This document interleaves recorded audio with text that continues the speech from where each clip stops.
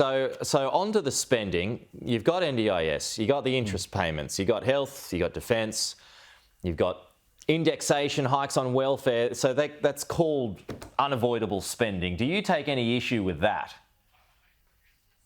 Well, for Labor, everything is unavoidable spending. I'm sure the $450 million they spent on the referendum, which failed, of course. But would you make any changes to any of those points?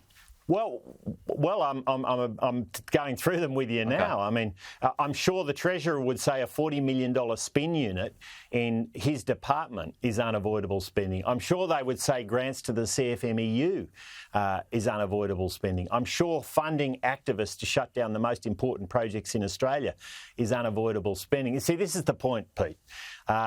Labor's version of unavoidable spending is always the wrong one.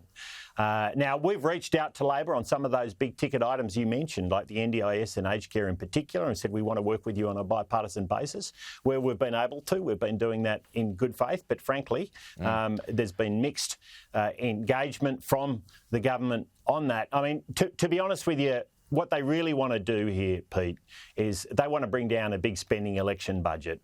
This is looking like it's going to be a political budget. I hope it's not, right. But at this point, I fear for the worst. Well, so what's the avoidable spending? Well, I've just been through a whole lot of it. And I'll give you another example. $45 billion of spending we've opposed through the Parliament in recent times. That includes initiatives like the NRF, which is just not going to deliver for Australian manufacturing what's needed. What we need if Australian manufacturing is going to succeed is getting the fundamentals right. Driving down energy prices, getting more supply into the market, deregulating where there's excessive government red tape, making sure we've got an industrial relations system that's good for both employees and employers. You know, these are the basics, Pete, that we desperately need this government to focus on. But no, they're focused, it's clear, and have been focused on throwing money around. Let's see. We don't need scorched earth, we need restraint.